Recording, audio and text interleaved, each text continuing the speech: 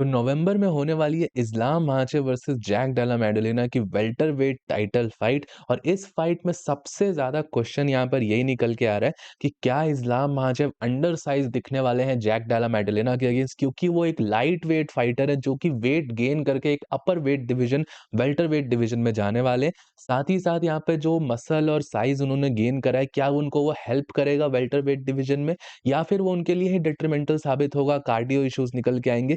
ये सारे क्वेश्चंस यहाँ पे निकल के आ रहे हैं इस फाइट से पहले। साथ ही साथ इस्लाम महाचिव ने यहाँ पर कुछ ट्रेनिंग फुटेजेस शो करी है जिससे ये चीज़ प्रूव हो सकती है कि क्या वो अंडर साइज होने वाले हैं, नहीं होने वाले हैं। और जैक डेला मैडोलिना जो कि उनका अपोनेंट है, उसने यहाँ पर अलेक्जेंडर वोल्कानोव्स्की को लेके आया है वो अपने ट्रेनिंग कैंप में इस फाइट के लिए प्रिपेयर करने के लिए इस्लाम महाचेव के अगेंस्ट। तो इन सारी चीज़ों के बारे में इस वीडियो के अंदर डिस्कस करेंगे, लेकिन उससे पहले आपसे वीडियो को लाइक कर देना, चैनल को सब्सक्राइब कर देना यूएफसी कॉम्बैट स्पोर्ट्स का ऐसा ही कंटेंट हिंदी में एंजॉय करने के लिए। तो भाइयों, इस टॉपिक के ऊपर की इस्लाम का जो बल्क अप वाला सीन है, यहाँ पर वो लाइट वेट से वेल्टर वेट में जाएंगे। इसको हमने मल्टीपल टाइम्स अपने चैनल के ऊपर डिफरेंट डिफरेंट वीडियोस के अंदर डिस्कस करा है, और जो फाइनल कंक्लूजन हम सब ने यहाँ पर डिराइव करा था।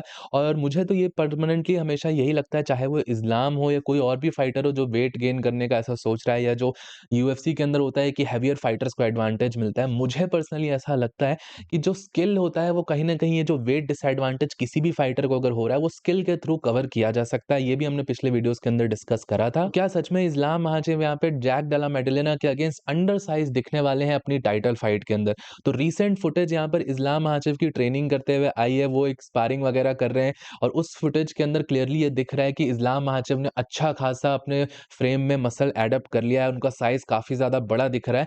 तो पर्सनली मुझे नहीं लगता कि कोई भी अंडर साइज वाली यहाँ पर इशू यहाँ पर फेस करना पड़ेगा, या जो लोग इतना ज्यादा हाइप कर रहे हैं कि लाइट वेट डिवीजन से वेल्टर वेट डिवीजन में जाने में जो 15 पाउंड का गैप आता है उससे काफी ज्यादा अंडर साइज होने वाले हैं।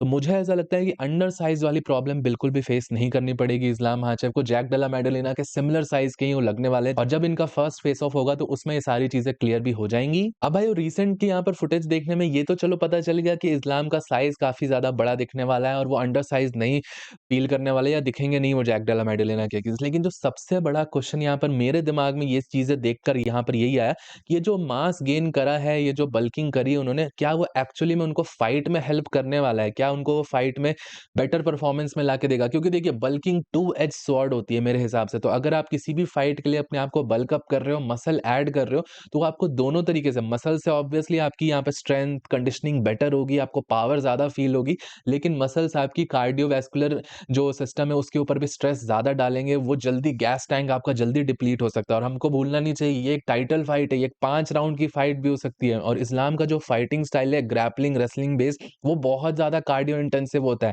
5 राउंड की फाइट में इस्लाम माचेव लाइट वेट डिवीजन में भी 5th राउंड में थोड़ा बहुत स्ट्रगल करते हुए दिखे थे हमें अलेक्जेंडर वोल्कानोव्स्की के अगेंस्ट।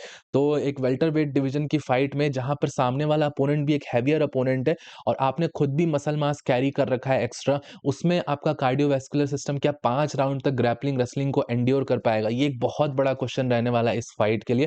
और देखिए, पर्सनली अगर आप फैक्चुअली देखने जाओगे तो डेफिनिटली इतने कम टाइम में यहाँ पर इतना बड़ा कार्डियो जंप लेना पॉसिबल नहीं हो सकता है। ऑब्वियसली अगर इस्लाम आजब हमेशा से एक वेल्टरवेट डिवीजन का फाइटर होता, वो वेल्टरवेट डिवीजन में ही फाइट कर रहा होता, तो उसकी कार्डियोवैस्कुलर सिस्टम उस तरीके से अडैप्ट कर जाती। बट अभी के हिसाब से यहाँ पे 5 राउंड में डेफिनिटली प्रॉब्लम होने वाली है, जिस तरीके का मसल मास यहाँ पर इस्लाम के फ्रेम में इस टाइम पर दिख रहा है। और भाइयों, एक बार को कार्डियोवैस्कुलर सिस्टम भी अगर हैंडल कर लेते हैं तो उसके बाद भी बॉडी में बहुत सारी पेक्युलरिटीज होती हैं जो कि आप सबको देखनी पड़ती है। जैसे लैक्टेट सिस्टम होता है, आपका लैक्टेट टॉलरेंस कितना ज्यादा है।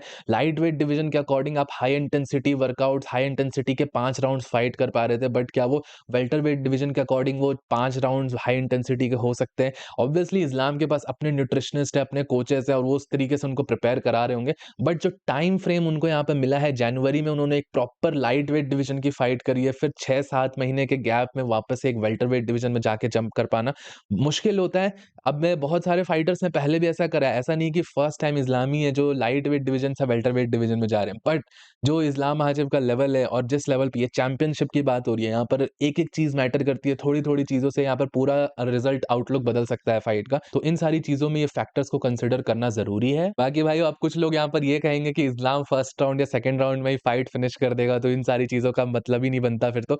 ऑब्वियसली अगर फर्स्ट राउंड या अर्ली फिनिश निकल के आता है, तब तो इन सारी चीज़ों को, ये सारे तो फैक्टर्स में ही नहीं आएँगे। जाएँगे। लेकिन स्टिल वो चीज़ें तब भी यहाँ पर निकल के आएँगी अगर इस्लाम चैंपियन बनते हैं और वेल्टरवेट डिवीज़न में वो 1-2 टाइटल डिफेंसेस भी करेंगे तो ऑब्वियसली कोई भी फाइटर जो जाएगा, जो चैंपियनशिप लेवल का फाइटर है, वो 5 राउंड की प्रिपरेशन करके ही जाता है। कोई भी फाइटर अपने दिमाग में ये नहीं लेके जाता कि फर्स्ट राउंड ही वो प्रिपरेशन पूरे 5 राउंड की करती है। तो इस तरीके से यहाँ पर चीज़ें चलती हैं यूएफसी के अंदर। अब रही बात यहाँ पे जैक डेला मैडेलिना की, तो जैक डेला मैडेलिना ने अपने ट्रेनिंग कैंप में यहाँ पर अलेक्जेंडर वोल्कानोव्स्की को लेके आए। तो अगर आप सबको नहीं पता है तो इस्लाम के one of the biggest rivals माने जाते हैं अलेक्जेंडर वोल्कानोव्स्की से 2-2 फाइट्स हो रखी थी। स्पेसिफिकली जो फर्स्ट फाइट थी जिसमें अलेक्जेंडर वोल्कानोव्स्की ने एक बहुत कड़ी टक्कर दी थी इस्लाम माचेव को फाइट में। ऑलमोस्ट एक डिसीजन विक्ट्री तक लेके चले गए थे। बट हालाँकि इस्लाम माचेव ने वो फाइट जीत ली थी। बट उसके 5th राउंड में हम सबको देखने को मिला था कि अलेक्जेंडर वोल्कानोव्स्की ने काफ़ी अच्छा परफॉर्म करा था। साथ ही साथ इस्लाम उनको सबमिट वगैरह नहीं करवा पाए थे, बहुत अच्छी ग्रैपलिंग डिस्प्ले भी करी थी। तो अलेक्जेंडर वोल्कानोव्स्की को यहाँ पर कैंप में ले आने का सबसे बड़ा रीज़न यही था कि वो जो फ़ील करना चाहते हैं अलेक्जेंडर वोल्कानोव्स्की ने जो इस्लाम के अगेंस्ट 2 फाइट्स में फ़ील करा, वो बेसिकली वो फ़ील आउट और वो जो प्रोसेस है, किस तरीके का इस्लाम माचेव का पैटर्न होता है, ये सारी चीज़ें वो जैक डेला मैडेलिना को जो इन्फॉर्मेशन है उनके पास वो पास ऑन करना चाहते हैं और ये काफ़ी अच्छी स्ट्रैटेजी हो सकती है। अलेक्जेंडर वोल्कानोव्स्की कुछ ऐसे इनसाइट्स ऑब्वियसली भाइयों कोई और ट्रेनिंग पार्टनर लेके आओ, कोई और स्पारिंग पार्टनर लेके आओ जिसने कभी इस्लाम से फेस नहीं करा। और ऑन द अदर हैंड एक ऐसे बंदे को लेके आओ जो 2 बार इस्लाम के अगेंस्ट ट्रेनिंग कैंप कर चुका है और उनके अगेंस्ट फाइट भी कर चुका है। तो ऑब्वियसली कुछ ऐसी इन्फॉर्मेशन, कुछ ऐसी इनसाइट्स तो डेफिनिटली जैक डेला मैडेलिना को दे सकता है और ये उनके लिए बेनिफिट भी हो सकती है फाइट के अंदर। और रही बात भाई यहाँ पे अलेक्जेंडर वोल्कानोव्स्की की, तो उनके बारे में भी काफ़ी सारी यहाँ पर अपडेट्स निकल के आ रही हैं। अलेक्जेंडर वोल्कानोव्स्की को ऐसा माना जा रहा है कि वो यूएफसी के यूएफसी 323 कार्ड जो कि इस साल का लास्ट पेपर व्यू इवेंट होने वाला है यूएफसी का, यूएफसी 223 दिसंबर के अंदर, उसमें अलेक्जेंडर वोल्कानोव्स्की की टाइटल फाइट कराई जा सकती है। अभी फिलहाल के लिए अपोनेंट कोई भी कंफर्म नहीं है। बहुत सारे लोगों का ऐसा सोर्सेज़ से निकल के आ रहा है कि मोवसार एवलोएव को टाइटल शॉट दिया जा सकता है क्योंकि फेदरवेट डिवीज़न में इस टाइम पे जैसा क्लटर बना हुआ है, डिएगो लोपेज़ ने जीन सिल्वा को हरा दिया। ऐसे यूएफसी का ऐसा प्लान था कि अगर जीन सिल्वा यहाँ पे फाइट जीतता, डिएगो लोपेज़ को हराता तो उसको ही टाइटल शॉट मिलता। लेकिन जीन सिल्वा ऑब्वियसली हार गया, उसकी हाइप ट्रेन थोड़ी डिरेल हुई इस टाइम पे। तो काफ़ी ज़्यादा यहाँ पर सीन क्लियर हो गया है। मोवसार एवलोएव एक नया ऐसा कंटेंडर दिख रहा है नेक्स्ट जिसको टाइटल शॉट दिया जा सकता है क्योंकि डिएगो लोपेज़ ने अभी तुरंत टाइटल शॉट लिया, उसको तुरंत टाइटल शॉट नहीं मिल सकता। लेरॉन मर्फी है यहाँ पर, उसको टाइटल शॉट मिल सकता है बट उसके पास वो हाइप नहीं है, उसके पास वो वाली जो बैकिंग है वो इस टाइम पर लैक कर रहा है। तो लेरॉन मर्फी या मोवसार एवलोएव में से किसी एक को टाइटल शॉट मिल सकता है। अगर इन दोनों को कंसिडर किया जा रहा है तो ज़्यादा चांसेस मोवसार के ही लग रहे हैं इस टाइम पे। तो ये सारी अपडेट्स इस टाइम पे निकल के आ रही हैं। हालाँकि कुछ भी ऑफिशियल कंफर्मेशन नहीं है, कुछ मीडिया पेजेस ने इसको रिपोर्ट करा है, कुछ लोगों ने यहाँ पे रूमर्स बताई हैं। बाकी कुछ भी इसके बारे में अपडेट आएगा, कुछ भी सॉलिड पता चलता है फेदरवेट डिवीज़न के बारे में और इस साल के last UFC pay per view card में, तो डेफिनिटली आप सबको मैं अपडेट कर दूँगा। और आप सब देख सकते हो जो ईएसपीएन वाली डील है, उसका ये लास्ट पेपर व्यू कार्ड होने वाला है यूएफसी 323 और अगर उस टाइम पे यहाँ पर अलेक्जेंडर वोल्कानोव्स्की की फाइट होने वाली है, तो आप समझ सकते हो इस साल के अक्टूबर, नवंबर और दिसंबर तीनों में back to back crazy cards यहाँ पर यूएफसी ने लाइन कर दिए। तो ऑब्वियसली बहुत ज़्यादा मज़ा आने वाला है। जल्द ही कोई कन्फर्मेशन आएगी इस फाइट के बारे में भी और आप सबको मैं अपडेट कर दूँगा। टिल देन आप सबका इस वीडियो के बारे में क्या सोचना है मुझे नीचे कमेंट सेक्शन में ज़रूर बताइएगा। वीडियो पसंद आया हो तो प्लीज़ वीडियो को लाइक, चैनल को सब्सक्राइब कर दीजिएगा। मिलता हूँ आप सबको नेक्स्ट वीडियो में अगले अपडेट के साथ। Bye bye.